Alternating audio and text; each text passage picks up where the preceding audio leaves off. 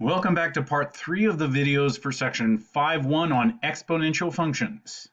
Here we're looking at the graph of the function y equals 3 to the x, the exponential function with base 3. Now if you remember from when we talked about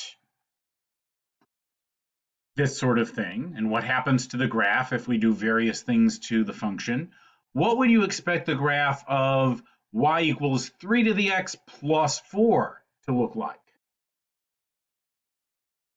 Remember what adding 4 to the n does to the graph? It shifts everything up 4 spaces because now all the y coordinates are what they used to be plus 4. They're 4 spaces higher up. So where y used to be 1, now it's 5. Where y used to be 3, now it's up at 7, and so on. So the graph has the same shape, it's just been shifted up 4 spaces. What do you think y equals 3 to the x minus 3 will look like? What does having a minus 3 on the end do to the graph? It shifts it down 3 spaces. So now all the points are 3 spaces below where they used to be. Instead of where y was 1, it's now negative 2.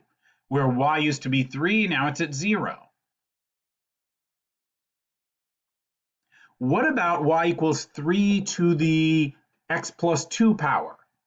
So we have replaced x with x plus 2. What does that do to the graph? It shifts it 2 spaces to the left. The points on the new graph, these x coordinates all have to be 2 less to get the same y that we originally had when we were just doing 3 to the x. So here, what happens when x is negative 2 is what originally happened when x was 0. And what happens when x is negative 1 is what originally happened when x was positive 1. And what happens when x is 0 is what originally happened when x was 2.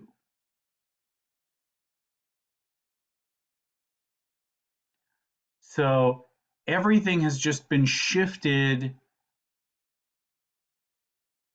to the left 2 spaces. What about y equals 3 to the x minus 5?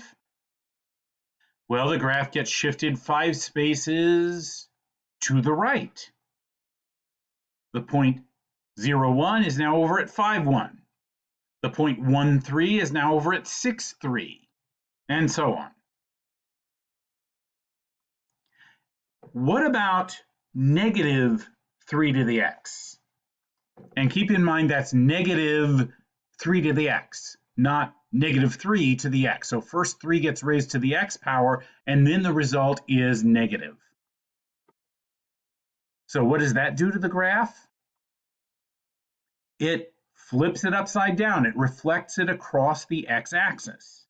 All the points that used to have positive y coordinates now have negative y coordinates. The point where y used to be positive 1, now the y coordinate is negative 1. Where y used to be positive 3, it's now negative 3. So instead of going up, the graph goes down. What about y equals 2 times 3 to the x? Again, according to the rules for the order of operations, first we do 3 to the x and then we multiply by 2. So all the y coordinates get multiplied by 2. They're all going to be twice as big as they were before. Where y used to be 1, now it's 2. Where y used to be 3, now it's 6. And so all the y coordinates are twice as big or twice as far away from the x-axis, which stretches the graph. The graph is stretched vertically by a factor of 2. What if we multiply by 1/2? Then the graph would be stretched by a factor of 1/2, which really means it's shrunk. All the points are only 1/2 as far up as they used to be. So instead of going up to 1, we only go up to 1/2. Instead of going up to 3, we only go up to 1.5. Here are a few different exponential functions to look at. Here is y equals 2 to the x. This is just the part of the graph where the x's are between -2 and 2. And then if we zoom out and show the part of the graph where x is between -10 and 10, it looks like this. Here's 1.2 to the x, same kind of function, but a smaller base. So compare 2 to the x when x is between -10 and 10 to 1.2 to the x where x is between -10 and 10. It still grows, but not as fast. It doesn't go up quite as sharply. And then 1/2 to the x is going sort of backwards. Now, by the way, 1/2 is 2 to the -1 power. So we could have written this as 2 to the -1 power to the x power, or just 2 to the -x. The graph of 1/2 to the x looks exactly the same as the graph of 2 to the x, only backwards, reflected across the y-axis. Instead of going up to the right and leveling off to the left, it goes way up on the left and levels off on the right. So here's what's happening in general. Anytime you have a function of the form a to the x, where a is greater than 1, so it could be 2 to the x, 4 to the x, 3 to the x, 1.2 to the x, 10 to the x, any particular number to the x power, where that particular number is greater than 1. The domain is all real numbers. X can be anything. You can take a to any power. But the range is the set of positive real numbers. The result, what you get out, always has to be a positive number. A to the x can never equal 0, and it can never equal a negative number. The graph has no x-intercepts, so it never touches or crosses the x-axis. It gets really, really close to it, but it never quite touches it. The y-intercept is here at 0, 1. That's where it crosses the y-axis, and that's because anything to the 0 power is 1. The x-axis is a horizontal asymptote as we go off to the left. This is an increasing function, so the bigger x is, the bigger a to the x is. It is a one-to-one function, so if you plug in different numbers for x, you get different numbers for a to the x. And if you remember, that means that it's going to have an inverse. And we'll talk about that in the next section. The inverse of an exponential function that undoes what an exponential function does is going to be a logarithmic function. If x is 0, y is 1. If x is 1, y is whatever number a is, because a to the 1 power is just a. And if x is -1, y is a to the -1 power, which is 1 over a. And the graph is smooth and continuous. It's all in one piece. It doesn't have any gaps or holes or sharp corners. And then if you have the kind of exponential function where the base is less than 1, but still greater than 0, so if you had 1/2 to the x or 0.8 to the x or something like that, then the graph is sort of backwards from what we were talking about. The domain is still all real numbers. The range is still all positive numbers.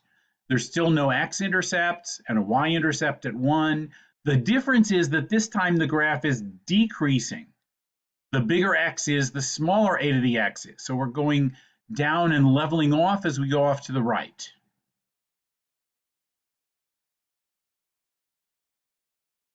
Now there's one special number that's often used as the base of an exponential function.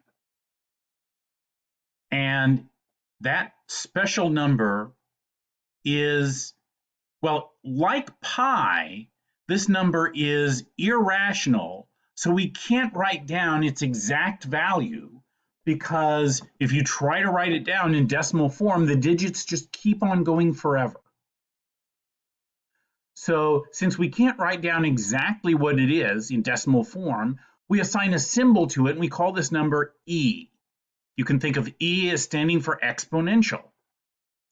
So this special number e is often used as the base of the exponential function e to the x.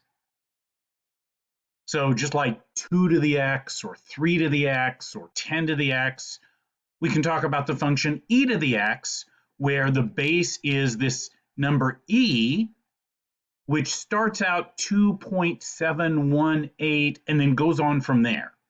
So e is approximately 2.718, and we're taking that number and raising it to whatever power we plug in for x. Your calculator has a special button or function built into it that will give you e to the x for any particular x, and I'll show you that in a little while here. But what is this weird number e, and why is it used for the base of an exponential function?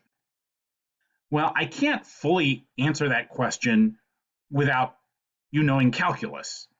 It's a number with some special properties that you can't really explore or understand unless you study calculus.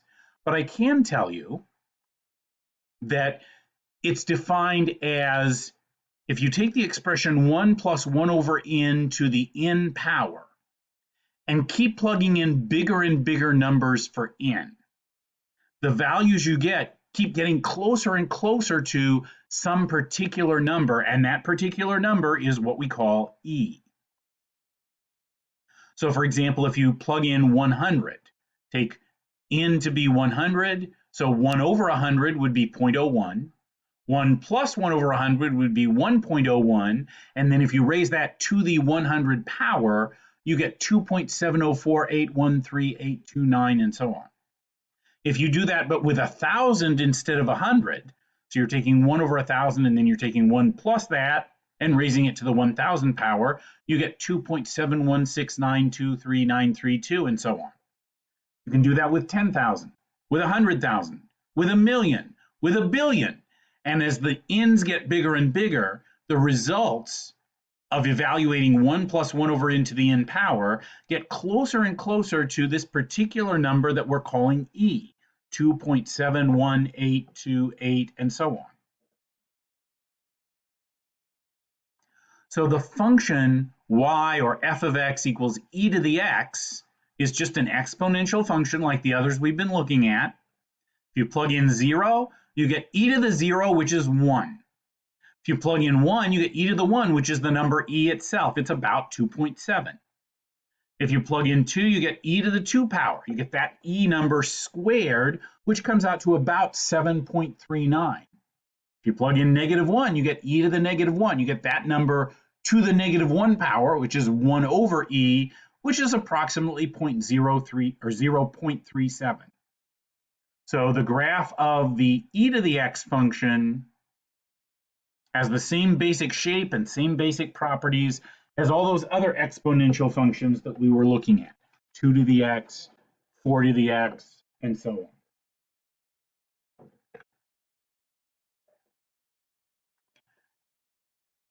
Now, on a calculator, as I said, your calculator should be able to evaluate e to the x for you. And since this video is running a little long, I will talk about how to do that and work through some examples in the next part. See you there.